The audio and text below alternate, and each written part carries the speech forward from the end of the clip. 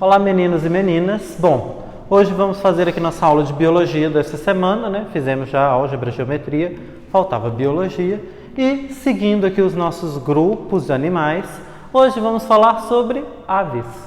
Módulo verde, página 22, é o penúltimo grupo aí de animais, depois vamos para o mamífero, que é o último e maior que nos inclui. Bom, vamos falar aqui sobre as aves. As aves surgiram aí como próximo passo evolutivo. Então, invertebrados evoluíram para vertebrados lá, os anfíbios, depois vieram os répteis, que a gente falou na semana passada, que finalmente adquiriram a independência da água, e os répteis evoluíram para as aves. Né? É difícil de achar uma associação, né? Poxa, réptil evoluir para ave, não tem nada a ver, mas foi assim que aconteceu o processo evolutivo. É só vocês pensarem, por exemplo, no pterodáctilo, aquele dinossauro voador, né? Ele é um ancestral aí mais antigo das aves que a gente tem hoje. O que são as aves? São os nossos animais aí, voadores, né? Nós temos aqui, ó, alguns exemplares. Canário, esse aqui que eu não sei o nome, mas é lindo. Esse casalzinho aqui todo romântico, que eu também não sei o nome deles. Esse belo tucano. Esse passarinho lindo, que eu também não sei o nome. A galinha é mais popular, né? Também é ave. O pato também é uma ave. O urubu também é uma ave. E o morcego? Morcego não é ave não, viu gente? Morcego voa, mas morcego não é ave. Morcego é mamífero e a gente vai estudar ele na próxima semana, não vamos mexer com ele. Nem tudo que voa é ave, tá? Vamos esquecer isso não. Características gerais. As aves possuem o corpo coberto de penas. Elas voam, elas têm uma vocalização muito bem desenvolvida, né? O canto aí das aves é uma característica de todas as espécies. Elas são homeotérmicas, são os primeiros animais homeotérmicos a surgirem no nosso planeta e elas têm uma alimentação bem variada. Eu estou aqui só citando porque a gente vai falar sobre cada uma delas ali nos próximos slides, então só estou falando aqui. Vamos começar falando aqui sobre o corpo coberto de penas. Para que servem essas penas? Essas penas servem para auxiliar no voo, é graças às penas, né, que as aves conseguem voar. Aí vai depender do tipo de pena que a ave tenha para o tipo de voo que ela vai fazer. Cada tipo de voo, né, tem aves que voam rápido, tem aves que têm um voo mais lento, tem ave que consegue planar, tem ave que só consegue voar bater na asa constantemente. Algumas voam altas altitudes, outras mais baixas. O que vai definir isso? É o tipo de pena que ela tem, é o tipo de asa que ela desenvolve, que vai ser característico de cada espécie, mas a gente não vai entrar nessas minúcias agora. O que a gente precisa lembrar apenas é que as penas foram que garantiram aí a capacidade das aves de voar. Mas essas penas, elas têm outras funções, como também a proteção térmica. A pena, ela atua aí como uma proteção, como uma roupa para as aves, né? Impede aí que as aves passem frio, ela vai proteger ali, dar uma regulada na temperatura. Tá aqui essa linda ave aqui, né, num galho nevado, né? Mas ela tá bem, ela não tá com frio não, porque a pena tá protegendo ela. Essa pena também pode ser utilizada no processo reprodutivo. Meu caro amigo pavão aqui, ele utiliza essa bela penagem, essa bela plumagem que ele tem, né? Todas essas lindas penas, elas têm uma função muito especial. Elas são utilizadas no cortejo nupcial. Quando ele vai atrair a fêmea para o acasalamento, ele abre aí, né, o rabo dele aí, o rabo do pavão se abre para poder atrair a fêmea, né, um atrativo, né, rola um show de exibição ali. E aí a pavoa, não sei se é assim que se pronuncia, a fêmea do pavão, ela vai escolher aquele que ela achar mais bonito, aquele que fizer um show mais interessante para ela. Então as penas também têm essa finalidade aí no processo de atração da parceira sexual aí reprodutiva do pavão. A pena também pode ser utilizada como camuflagem. Olha aqui a coruja, muito bem escondidinha no tronco da árvore. Essa aqui é uma coruja buraqueira, tá?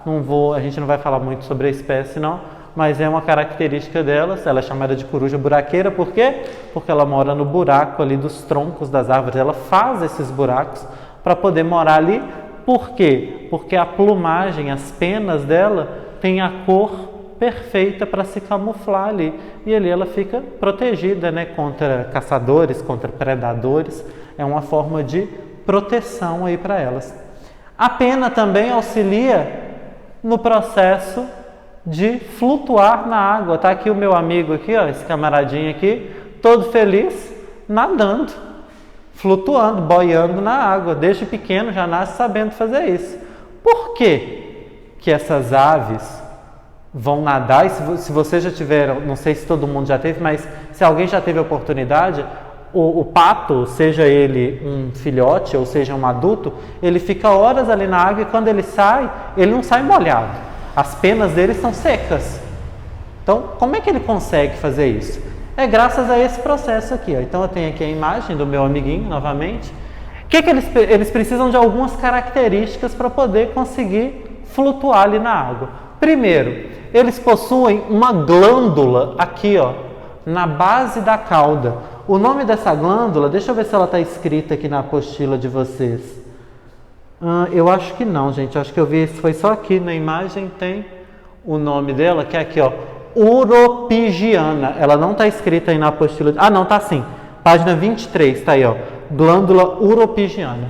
Essa glândula, ela produz uma oleosidade, um óleo, uma gordura vegetal aí, que os patos, né, os patos, marrecos, gansos e afins, eles retiram e eles espalham nas penas. Quem já viu um pato, quem já conviveu com um pato, já teve pato em casa, em algum lugar, deve ter observado que eles saem da água e que eles ficam lá se arrumando todo com o bico. Na verdade, aquele processo de se arrumar nada mais é do que eles vão lá na glândula, pegam esse óleo que ela gera e vão passando ela pelas penas. Eles impermeabilizam as penas deles com esse óleo, porque aí quando eles entram na água, a pena não molha. Água e óleo não se misturam, né? Química, né? Vocês já estudaram isso. Então eles conseguem flutuar ali na água e a pena sai sequinha. Mas como é que eles vão conseguir flutuar? É graças ao ar que fica preso aqui, ó. As penas dos patos, eles também fazem isso, tá? Eles dão uma desarrumada nas penas, não fica tudo penteadinho, organizadinho. Para quê? Para que entre as penas elas ficam encaixadas umas nas outras, de forma que ficam presos ali pequenas quantidades de ar. Então, quando eles entram na água, tem o ar preso ali no meio das penas, e isso facilita com que eles flutuem ali na água, né? Então aqui, ó, as penas se entrelaçam de modo a formar pequenos bolsões de ar que vão ficar presos ali. E para nadar, eles possuem aquelas membranas entre os dedos ali das patas, né? Para eles poderem usar como remo. Então é assim que esses animais flutuam. E também temos aqui, né, os ossos que são ocos, que não vão pesar tanto, que vão funcionar, e outras características internas que a gente vai ver daqui a pouco. Mas aí, de qualquer forma, é assim que as aves flutuam, que elas boiam na água, né? Não só patos, mas qualquer ave que você vê boiando aí, seja marinha ou de água doce, a característica é a mesma. A coloração da pena, ela está relacionada, em alguns casos, com o tipo de alimentação. Coloquei aqui esse exemplo famosíssimo, está super na moda, né? As meninas que o digam. Flamingo. O flamingo tem essa linda cor de rosa, né? Bonitão assim. E aqui eu tenho uns que estão mais abatidinhos, né? Estão mais descoloridos, estão com a cor mais apagadinha. Mas isso aqui não quer dizer que esses flamingos aqui estejam doentes ou estejam sofrendo por alguma coisa. Simplesmente quer dizer que a alimentação deles não está rica em beta-caroteno. Eles se alimentam principalmente de algas ricas em beta-caroteno. É essa alga que propicia ao flamingo essa plumagem cor-de-rosa, avermelhada, linda. Quando ele não se alimenta dessa alga, desse alimento rico em beta-caroteno, aí ele vai perdendo a cor.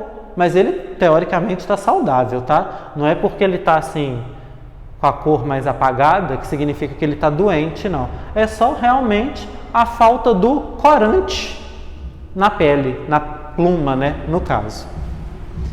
Então, falamos aqui sobre plumagem, sobre penas. Aí, a outra característica geral que a gente falou lá era o voo. Ave, a gente logo associa a voar. Toda ave voa? Não. Eu tenho aves que não voam. Eu tenho aí o grupo das, como chama? Cadê? Não tem o nome do grupo delas, não? Aqui na apostila de vocês não tem. E eu não vou lembrar mais, porque eu preparei essa aula já tem mais dias. Mas a avestruz, ou avestruz no caso, porque aqui é um senhor, é um macho, tá?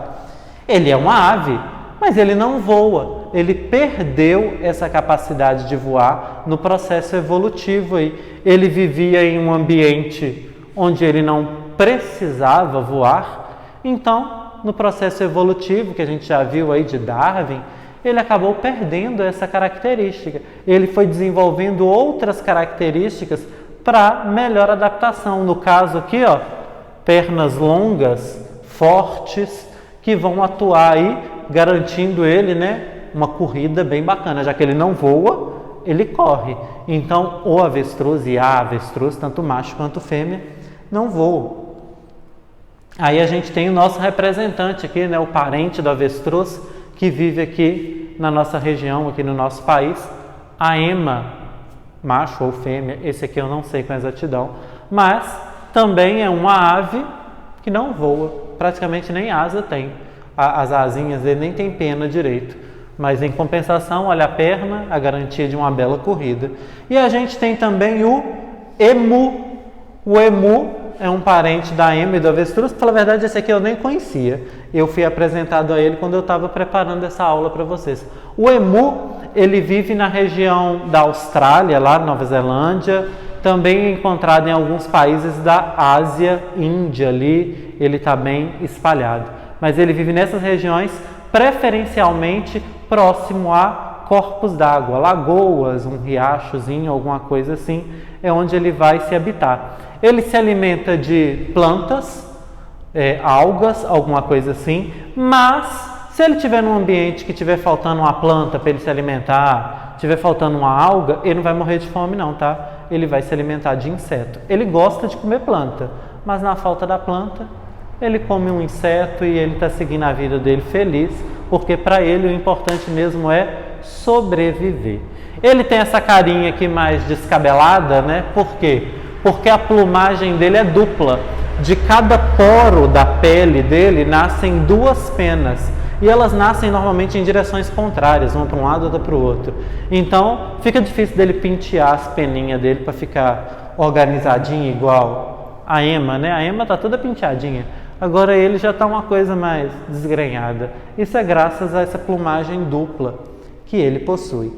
Mas falando aqui do voo das aves, né, que com exceção desse grupinho ali minoritário que não consegue voar, a grande maioria voa. E como é que elas fazem para voar? Para elas voarem, elas precisam de uma série de características que vão garantir isso. E a primeira delas são os ossos ocos. Osso vazio. O nosso osso, ele não é vazio, ele é preenchido, né, de massa óssea, cartilagem e outras coisas, medula, mas não vamos entrar nisso. Mas o das aves não, ele é oco, ele tem ar por dentro. Então o osso fica mais leve, garantindo assim a possibilidade do voo.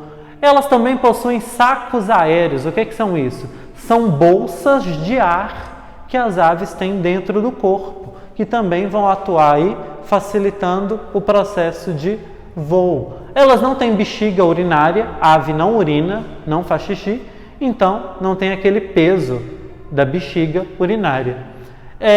Elas possuem a quilha, que é essa parte aqui, olha, que fica aqui no peitoral da ave, então isso garante a ela um corpo aerodinâmico, um corpo feito para voar, protege aqui o peitoral, essa coisa toda.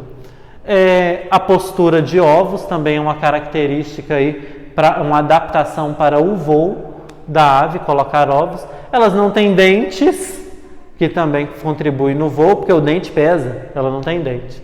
E, como eu já disse, penas aí que vão contribuir para as aves levantarem o voo. Outra característica geral que eu coloquei lá foi a vocalização.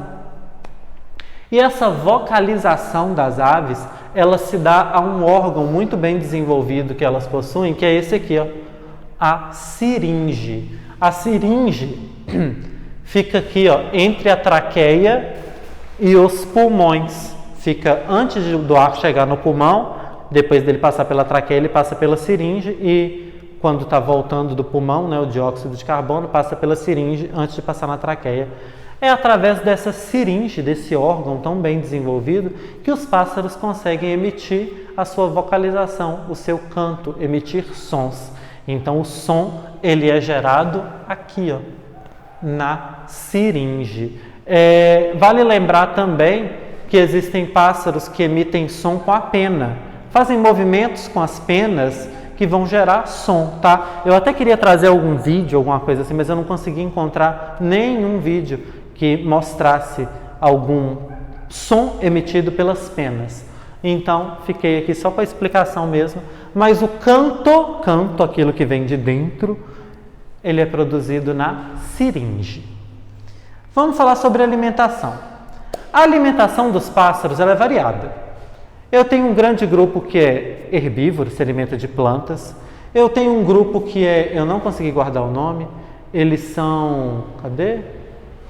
Estou olhando nos répteis, gente, eu vou achar nunca. Eles são filtrador e nectarívoras, que se alimentam de néctar, e granívoras, era esse o nome que eu queria lembrar. Granívoras que se alimentam de sementes. Então tem pássaros aí que se alimentam de sementes que são chamados de granívoras. Tem os que se alimentam de plantas, como o matinho. Tem aqueles que se alimentam de frutas, que são São o quê? Frugívoros?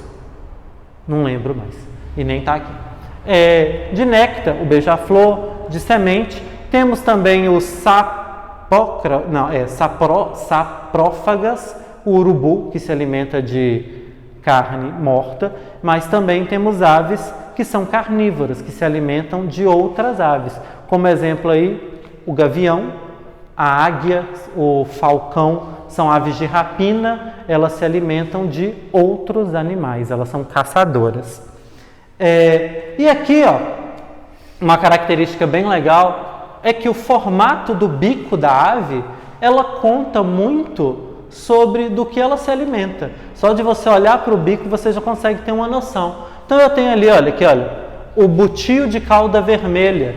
Ele tem um bico muito forte, curvadinho aqui, ó, um formato de gancho, de anzol, que ele é utilizado para cortar carne. Se você olhar aqui para ele, olha, você vai lembrar de um gavião, de um falcão, de uma águia, né?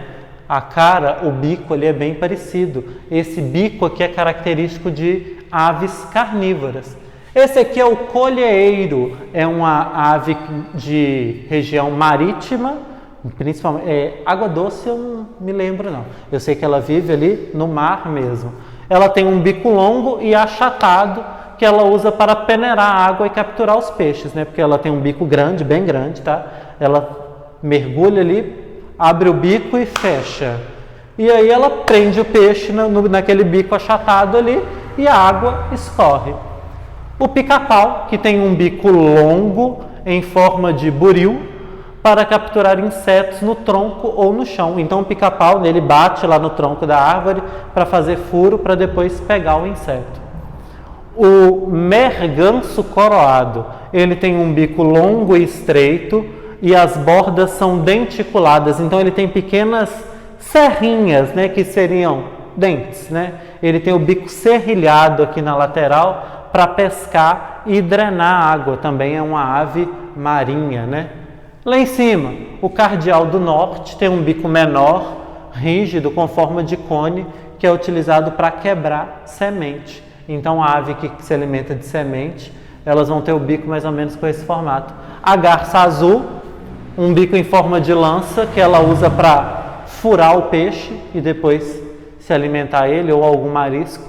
O pelicano, que tem essa bolsa gigantesca aqui embaixo do bico, porque ele mergulha, enche aquilo ali de água e aí ele guarda o peixe e cospe a água para fora.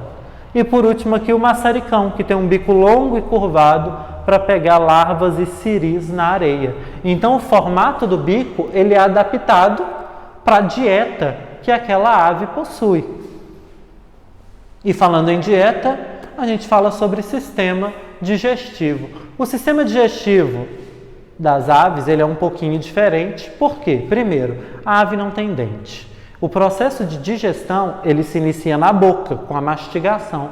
Ela não tem dente, ela não mastiga, ué. Como é que ela vai fazer isso? Então, o sistema digestivo dela é composto pela língua, depois ela tem a faringe, esôfago, o papo, o proventrículo, a moela, intestino grosso e delgado, o reto e a cloaca. Então ela ingere o alimento, ele desce ali pela língua, faringe, esôfago, e aí a grande maioria das aves, elas possuem o papo. A ave que se alimenta, aves carnívoras, né? A águia, o gavião, o falcão, elas não têm papo, elas não precisam do papo. Agora a grande maioria tem. Esse papo aqui é o lugar onde o alimento fica armazenado. Nesse lugar ali, ela come, aí o alimento para ali. Ali o alimento vai ser umedecido com saliva e substâncias químicas e aí ele vai ficar mais mole. Depois que esse alimento amoleceu ali no papo, ele vem para o proventrículo. Aqui no proventrículo ocorre o início do processo digestivo. Vão ser lançadas nesse alimento enzimas digestivas. Depois que ele recebe essas enzimas, ele vem para a moela. A moela é o estômago mecânico da ave. É ali que vai ser realizada a trituração do alimento. Existem algumas aves, a galinha, por exemplo, que ela costuma engolir umas pequenas pedrinhas. Ela come a pedra. Aí a pedra para aqui na moela e aí quando ela vai triturar esse alimento ali na moela, né, a pedra ajuda a quebrar esse alimento ali. Aí o alimento é triturado aqui na moela, depois disso ele passa para o intestino, delgado e grosso. E aí o intestino ele vai retirar tudo que há de bom ali, né, proteína, nutrientes, tudo aquilo que a ave vai precisar e vai formar o bolo fecal que vai ser direcionado para a cloaca para ser liberado aí de novo para o meio ambiente. Então este é o processo digestivo das aves. Agora vamos falar sobre outro sistema, que é o sistema respiratório da ave. Sistema respiratório, a ave tem a traqueia, o esôfago ali, o pulmão e ela possui sacos aéreos, né? Eu já falei para vocês que o saco aéreo eram bolsas de ar utilizadas aí para voar. Ela tem o saco aéreo anterior e o saco aéreo posterior. Como é que funciona o processo respiratório dela? O processo respiratório dela é um pouquinho diferente do nosso. Funciona da seguinte maneira. Ela inspira, puxa o ar. Imagina que ela deu a primeira inspirada da vida dela.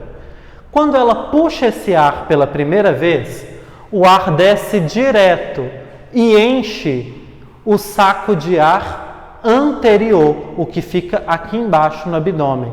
É o primeiro lugar que vai ser cheio de ar. Então vai encher primeiro aqui. Aí ela vai murchar, vai encheu aqui, né, o saco aéreo. Aí encheu de ar. Aí ela murcha esse saco de ar e empurra o ar para dentro do pulmão. Aí aqui dentro do pulmão vai ser realizada a troca gasosa. Aí ela puxa mais ar. Aí esse saco de ar aqui enche de novo. Lembrando que a primeira leva está aqui dentro do pulmão, tá? Realizando troca gasosa. Aí ela esvazia aqui de novo e empurra para dentro do pulmão. Aí aquele ar que estava dentro do pulmão é jogado para esse saco aéreo aqui, o que fica na parte superior aqui, na parte do peitoral. E aí, depois, ela dá outra puxada de ar, que aí empurra, e o ar que estava aqui saiu. Então, a respiração dela, ela é um processo muito mais longo que o nosso. O nosso, cada inspirada é ar que entra, cada expirada é ar que sai. Agora aqui não.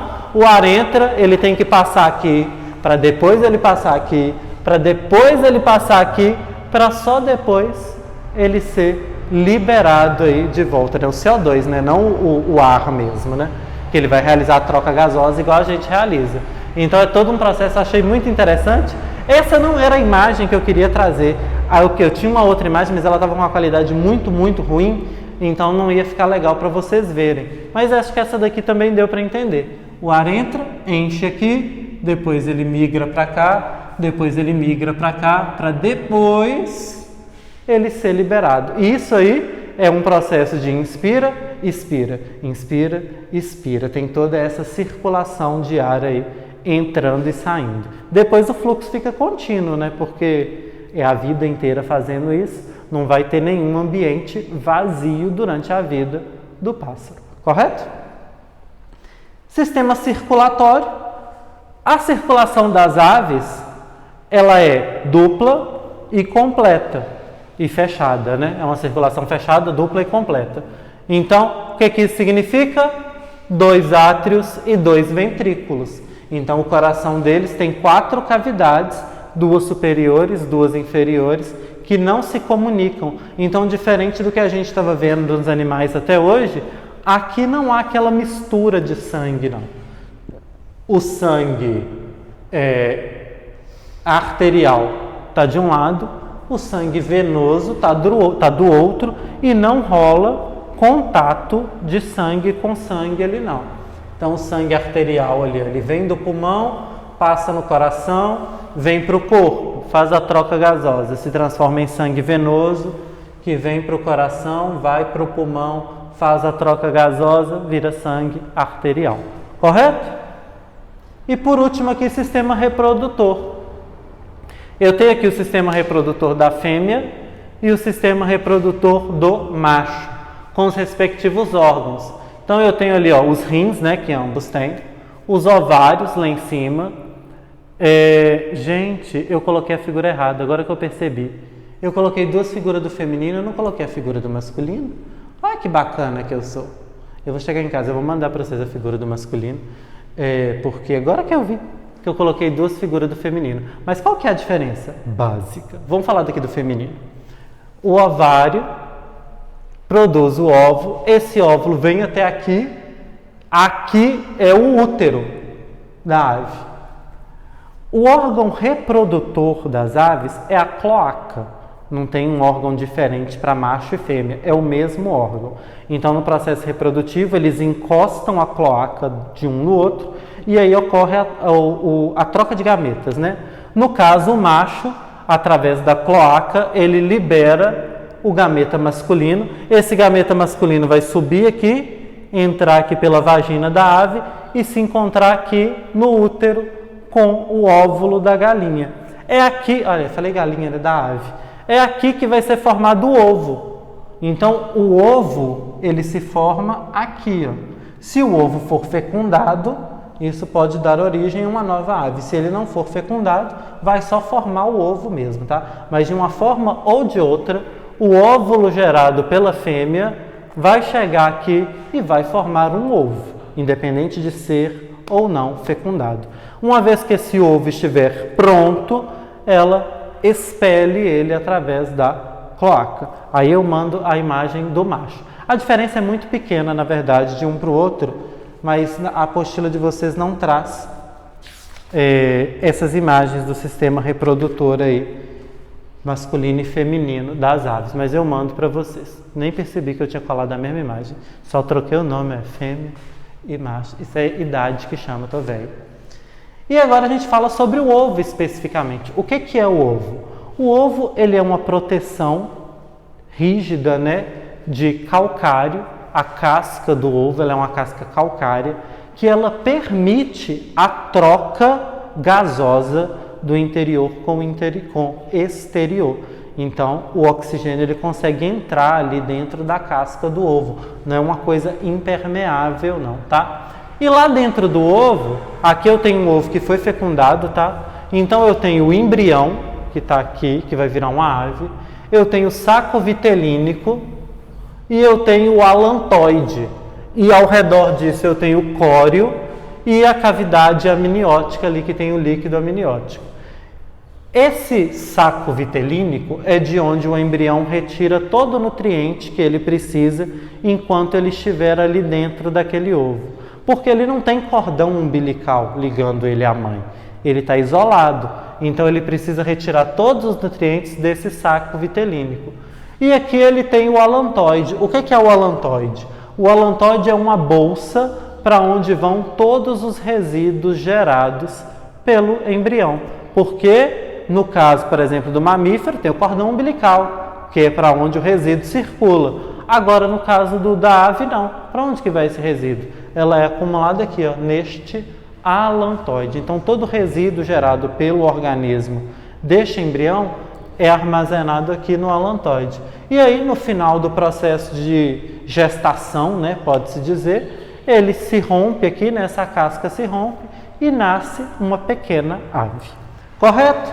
Falamos aí então das características das aves.